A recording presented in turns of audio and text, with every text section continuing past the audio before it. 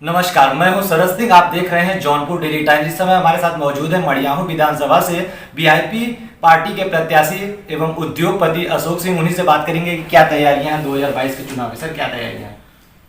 मैं 5वीं बार चुनाव लड़ने जा रहा हूँ। इसके पहले मैं जौनपुर लोकसभा से चुनाव लड़ा हूँ निर्दलीय प्रत्याशी के रूप में। 4 बार मैं बसपा से बहुजन समाज पार्टी से चुनाव लड़ा हूँ। एक बार असेंबली का लड़ा हूँ, उसके पहले मैं लोकसभा का लड़ा हूँ महाराष्ट्र से। मुझे चुनाव का अनुभव है। मैं हमेशा मड़ियाहू से हटाया जाता था, कभी रामपुर खास भेज दिया जाता है, इसलिए मैं इस बार मड़ियाहू विधानसभा से चुनाव लड़ रहा हूँ। और जो मैंने वीआईपी पार्टी चुना है, जो साहनी साहब हैं, मुकेश साहनी जी, उनके विचार मुझे अच्छे लगे। उनका गठबंधन है बिहार में भारतीय जनता पार्टी और उनकी जनता दल यूनाइटेड के साथ में, तो फिर वहाँ पे उनकी सरकार है। उनके विचार मुझे अच्छा लगे, इसलिए अच्छा लगे कि उनका एक रिजर्वेशन की लड़ाई चल रही थी, जो उनके समाज को लेके, निषाद समाज को लेके चल रही थी। तो उन्होंने इसलिए गठबंधन नहीं किया कि उनकी मांगे नहीं पूरी की भारतीय जनता पार्टी ने। और संजय निषाद जी अपने समाज को छोड़ के उनके साथ गठबंधन की, इसलिए मुझे संजय निषाद को छोड़ के मैंने वीआईपी पार्टी ज्वाइन की। मुझे संजय निषाद के साथ नहीं रहना है। मैं भी सिस्टम को समझता हूँ। मैं अपने समाज, अपने मड़ियाहू की जनता के लिए चुनाव लड़ने जा रहा हूँ। आप कल से सारी प्रक्रिया चालू हो जाएगी। इसके पहले भी सारे लोग प्रत्याशी जो थे मैदान में, कुछ जिनके पर्चे खारिज हो गए हैं, जो मैदान से निकल चुके हैं। अब जो बचे कुछ जो लोग हैं, 12 लोग हैं मड़ियाहू विधानसभा, 12 कैंडिडेट हैं, तो उसमें से मैं एक हूँ। मैं ठाकुर, ब्राह्मण और सभी जातियों के सम्मान की लड़ाई लड़ने जा रहा हूँ यहाँ की बड़ी मड़ियाहू विधानसभा में, क्योंकि मैं यहाँ का रहने वाला हूँ। बीएमपी कॉलेज में मैंने पढ़ा हूँ। फिर मुझे मड़ियाहू मेरा तहसील है। मुझे वहाँ की रोड की व्यवस्था, जो दुर्व्यवस्था है, मुझे पता है। आप जौनपुर से आप चलिए मिर्ज़ापुर रोड पे भदोही के लिए आधे घंटे का रास्ता आप 6-7 घंटे में तय करते हैं। बहुत सारी समस्या कोरोना पीरियड में मैंने देखा है। 3 महीने कोरोना पीरियड में मैं किट पहुँचा के गाँव तक किट पहुँचा, जहाँ सरकार नहीं कर पाई है। तो मैं सब कुछ जानता हूँ। मैं चाहता हूँ कि हर जगह बिजली की व्यवस्था हो, जहाँ ट्रांसफार्मर नहीं है वहाँ पे ट्रांसफार्मर लगाया जाए, नल की व्यवस्था हो और रोड को दुरुस्त किया जाए वहाँ पे जो असुविधा हो रही है। तो मैं मड़ियाहू विधानसभा के लिए, मड़ियाहू विधानसभा के विकास के लिए, मड़ियाहू की जनता के लिए मैं काम करूँगा। मेरा चुनाव चिन्ह वोट है, यानी नाव है। तो उसके सामने का बटन दबा के अगर हमें अशोक कुमार को विजयी बनाएंगे तो मैं विजयी नहीं होता हूँ, यहाँ की जनता, मड़ियाहू की जनता विजयी होती है। और मैं उनकी आवाज़ को विधान भवन में पहुँचाऊँ। सर, मड़ियाहू विधानसभा में आप अपने लोगों के साथ जा रहे हैं, क्या समस्या लग रही है मड़ियाहू विधानसभा में? समस्या तो मैंने आपको बता दिया, लेकिन लग क्या रहा है, मेरे जीतने की बात अगर आप पूछ रहे हैं तो फिर मैं 1 लाख वोट के लगभग मुझे मिल रहा है। 10-12 हज़ार वोट से मैं जीत रहा हूँ। 1 लाख वोट मुझे मिलेंगे, मैं विन हो रहा हूँ। मेरा किसी से वहाँ कंपटीशन नहीं है। मैं अपने आप में मैं क्षत्रिय परिवार का हूँ, क्षत्रिय समाज का हूँ।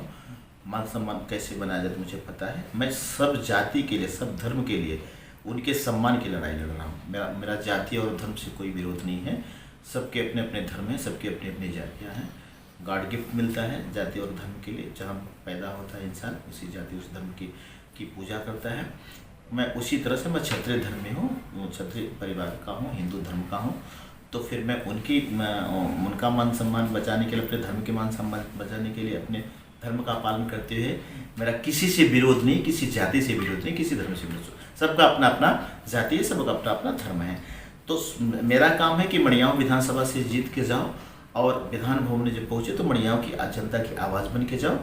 न जाति देखो, न धर्म देखो, इसीलिए मैं मड़ियाहू विधानसभा। सर, माना जाता है कि उत्तर प्रदेश में जातिगत समीकरण के आधार पर वोट किया जाता है, तो भारतीय जनता पार्टी का जो गठबंधन के प्रत्याशी है उन्होंने आर.के. पटेल को मौका दिया और समाजवादी पार्टी ने सुषमा पटेल को मौका दिया। थी इस 2 पटेल की लड़ाई के कारण आपको कितना फायदा हो सकता है चुनाव में?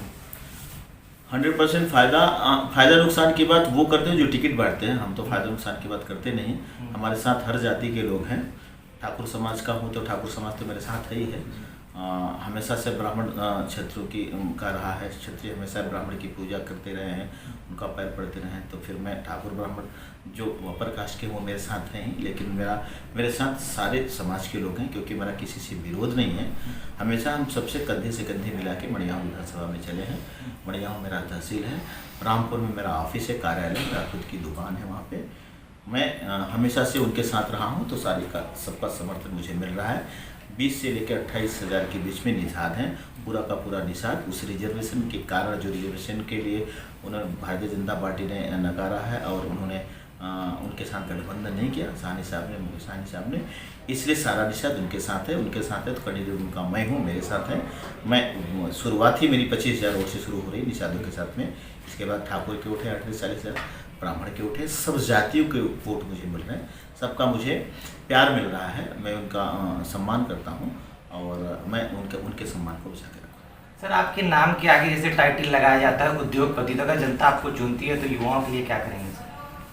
मैं हमेशा से करते रहा हूँ युवाओं के लिए, हमेशा उनकी जहाँ रुचि होती है उनके लिए काम करता हूँ, उनका सहयोग करता हूँ। जहाँ उनके जैसे हो, चाहे वॉलीबॉल हो, फुटबॉल हो, जो कुछ भी हो, गेम जो उनका क्रिकेट हो, तो फिर उनमें मैं सहयोग करते रहता हूँ, उनको बढ़ावा देने का काम करता हूँ। हमेशा सहयोग मेरा निवेदकों के लिए रहा है, शिक्षा जगत के लिए भी रहा है। जो शिक्षा प्राप्त करना चाहते हैं, मेरा एक विद्यालय है, अगर उत्तर प्रदेश मड़ियाहू जौनपुर का कोई भी बच्चा वहाँ पे है जो फीस भरने के काबिल नहीं है, इंग्लिश मीडियम का मेरा स्कूल है, तो मैं उसको माफ़ करने का काम करता हूँ। उसको 1 रुपये की फ़ीस नहीं लगाता हूँ। वो अगर यहाँ का है, जौनपुर का है, उत्तर प्रदेश का है, तो मैं उसको 1 रुपये भी फीस नहीं लगाता। तो मैं हमेशा सहयोग करता रहूँगा।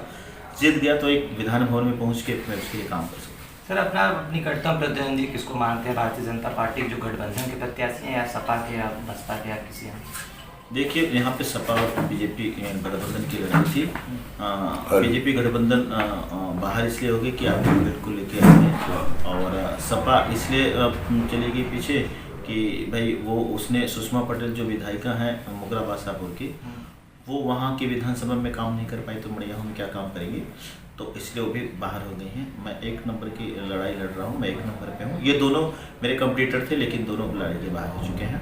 लड़ाई सब लड़ रहे हैं, लेकिन मैं अपनी लड़ाई अलग से लड़ रहा हूँ। मैं 1 नंबर का हूँ। अभी पीछे कौन आ जाए, सपा आ जाएगी, बीजेपी आ जाएगी, बसपा का तो नामो निशान नहीं है, तो अभी कह नहीं सकता। लेकिन मैं 1 नंबर की लड़ाई लड़ रहा हूँ, क्योंकि मेरे साथ ऐसा कुछ नहीं हुआ है कि मैंने कहीं से छोड़ के कहीं का विधायक रहा हूँ, फिर यहाँ पे दूसरी जगह है जाके उल्टा मुझे कहीं और भेजा जा रहा था। मैंने साथ छोड़ के मैं मड़ियाहू विधानसभा में। सर, बात करें कि पश्चिमी उत्तर प्रदेश में चुनाव चल रहे हैं, 3 चरण में चुनाव हो चुके हैं, तो मुख्यमंत्री योगी आदित्यनाथ जी कहते हैं कि 80-20 की लड़ाई है। सरकार चाहे जिसकी भी बने, मंत्रिमंडल में मैं रहूँगा, बस इतना कहना चाहता हूँ। सरकार किसकी भी रहे, मंत्रिमंडल में मैं रहूँगा। सर, जौनपुर में 7 मार्च को चुनाव है, क्या संदेश देना चाहते हैं जनता को हमारे चैनल के माध्यम से? मेरा चुनाव चिन्ह वोट का है, मेरा चुनाव चिन्ह नाव है।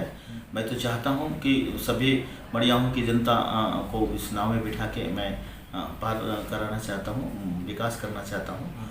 तो मैं चाहता हूँ कि मेरा चुनाव चिन्ह जो नाव है, उसके सामने का अगर बटन दबा के अगर अशोक कुमार को वीआईपी पार्टी को विजयी बनाते हैं, तो मैं सरकार में रहूँगा।